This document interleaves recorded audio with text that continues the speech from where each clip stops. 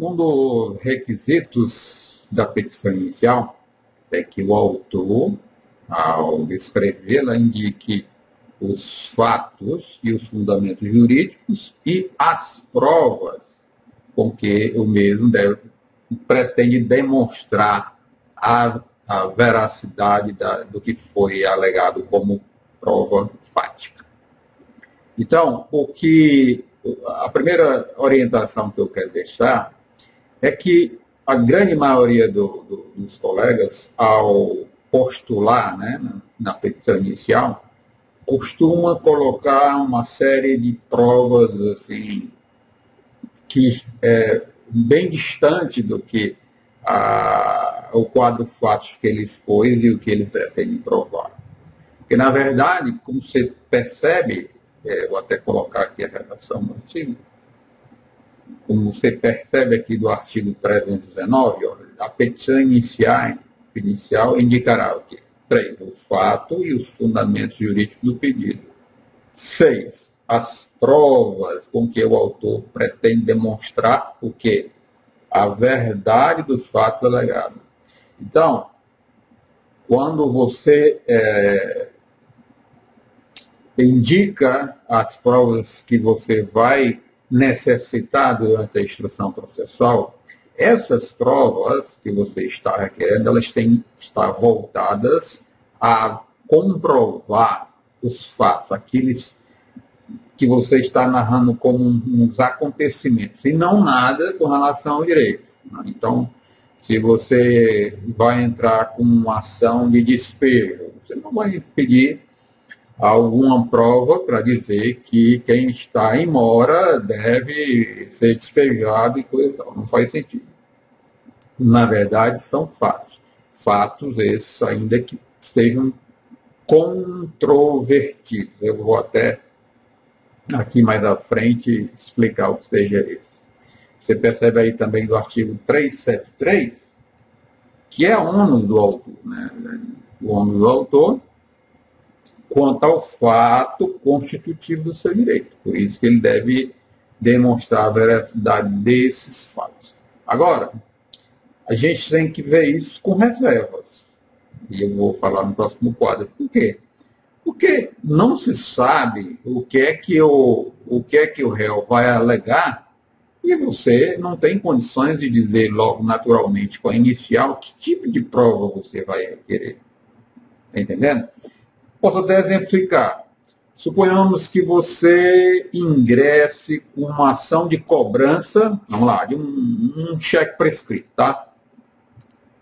E aí, você disse, o cara está devendo e assim não pagou e coisa assim. Ponto. Na defesa, o réu alega o seguinte: bom, eu não paguei porque é uma coisa ilícita. Ilícita no sentido de que, na verdade, esse título é originário de um empréstimo feito por agiotagem. E isso é previsto como até crime, então não há o que pagar. Inclusive, narra lá o réu na defesa dele. Todos os funcionários da empresa dele, lá de fachada, conhecem essa situação. Ele é um notório agiota conhecido aqui na cidade. E isso eu tenho prova de fulano, beltrano, ciclano. Bom, ele sequer sabia que o réu ia levantar essa hipótese. Então, ele vai ter que contrapor e levantar também para testemunhar, para dizer que nada disso. Foi uma relação jurídica normal. O chefe, que ele comprou alguma coisa e não pagou, ok? Então, é visto com reserva, o juiz não pode.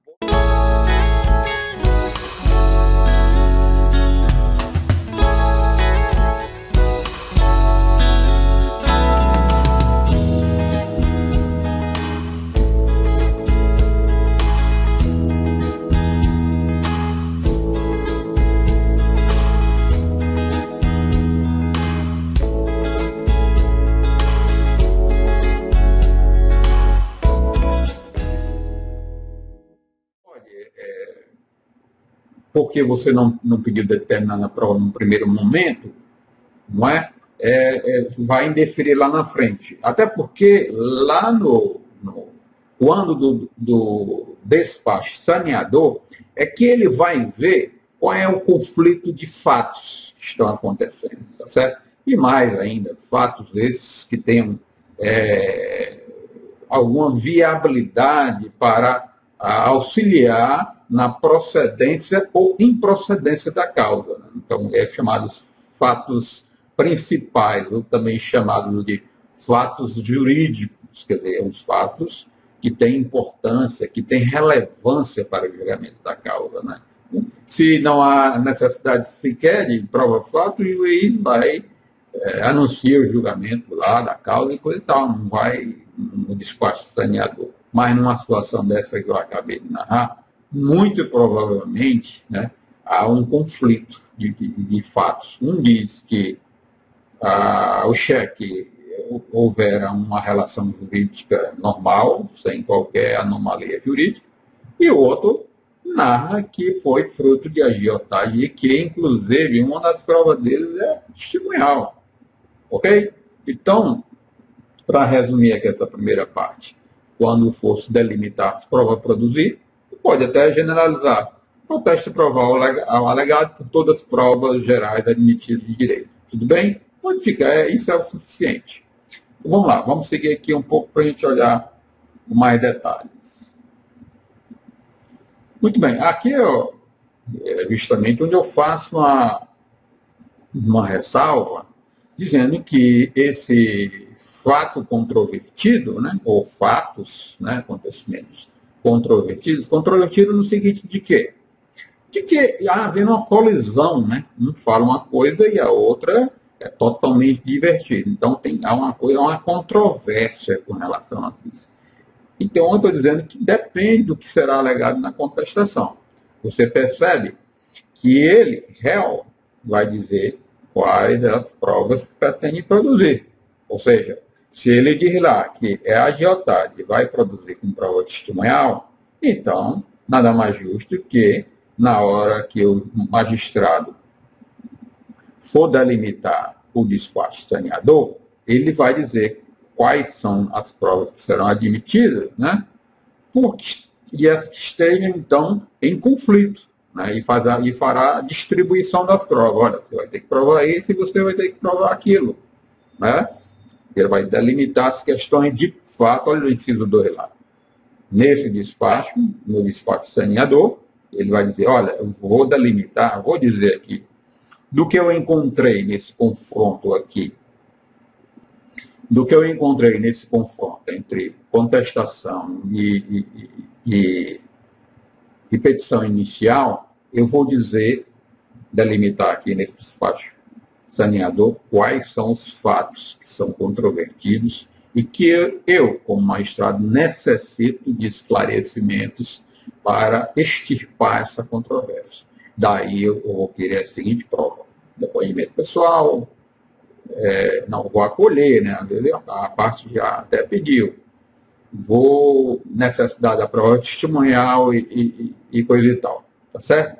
Então, nesse despacho saneador, aí é que ele vai fazer delimitar os chamados pontos controvertidos. Tá certo? Vamos seguir aqui. Bom, isso que eu falei anteriormente. O que se vai necessitar que haja a prova, seja esclarecido, né, que seja afastada as controvérsias, são os fatos que são necessários ao julgamento da causa e que estejam em colisão. Aqui, na petição inicial, o camarada alega lá que vinha numa certa velocidade, né, num dia tal e tal, e ocorreram numa colisão na Rua das Tantas por volta das 13 horas.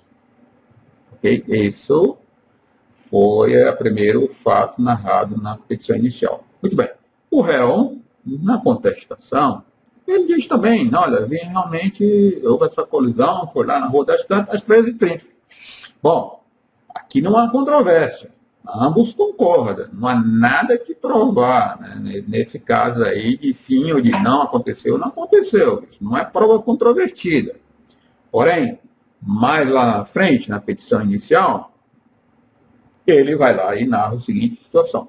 Naquela ocasião, o réu vinha em velocidade muito além da permitida para o trecho, 100 km por hora, quando é permitido tal. O réu, por sua vez, narra um quadro fático, ele não entra em direito, mas ele fala em fatos. Ele diz que, entretanto, em momento algum, o contestante ultrapassar a velocidade de 60 km por hora naquele trecho. Então, nós estamos aqui diante de fatos controversos, e não de direito. Nenhum dos dois está dizendo assim, olha, na via de mão dupla tem que ser mais de 60, lá era uma BR, todas as BR são mais de 60, não. O que estão alegando, não, eu vinha dentro do meu limite de velocidade. Não, você vinha muito além. Então, há aí um conflito de provas, de fatos, né? E esses fatos, veja, são fatos jurídicos, fatos essenciais, ou fatos principais, que a doutrina chama. Por quê? Porque os fatos aqui que estão em colisão, eles têm relevância para o julgamento da causa. Porque aqui ele vai entrar numa situação de culpa, né? Então, aqui por excesso de velocidade, imprudência, né? Ou imperícia, não sei, alguma coisa assim, tem relevância para o julgamento da causa.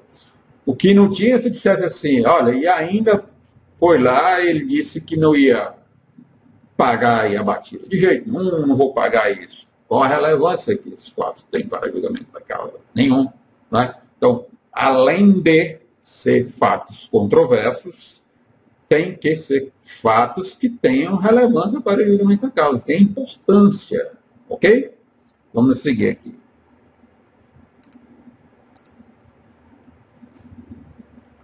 Muito bem.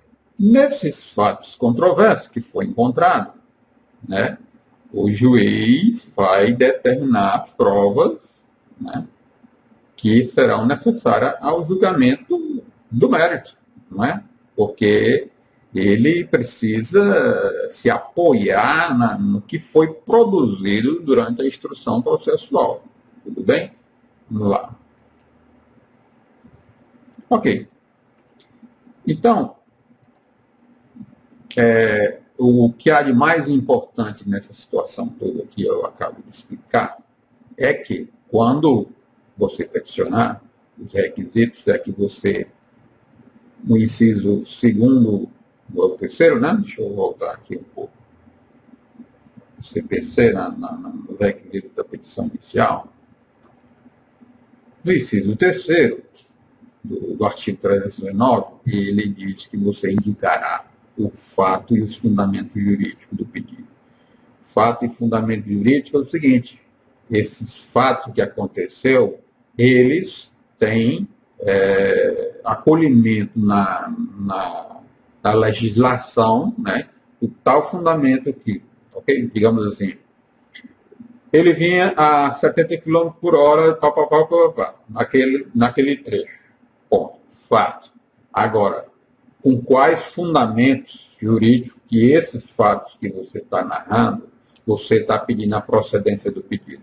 Aí você diz o seguinte, olha, os fundamentos, então, é o seguinte: todo aquele que age com imprudência e perícia e tal, tem um dever, né? Artigo 186 lá do Código Civil, tem um dever de pagar o outro. Pronto, fato, fundamento jurídico, tá certo?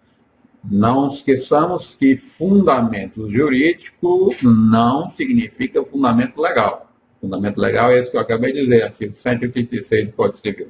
Fundamento jurídico é esse: todo aquele que age com culpa deve pagar o outro. Tá? Pronto.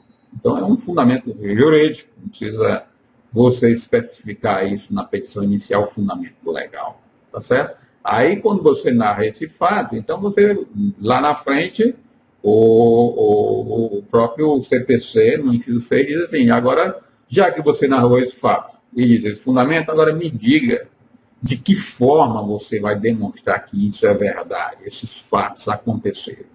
Ok? Então, é isso. com relação a a indicação do senhor de prova. Vamos seguir, ok?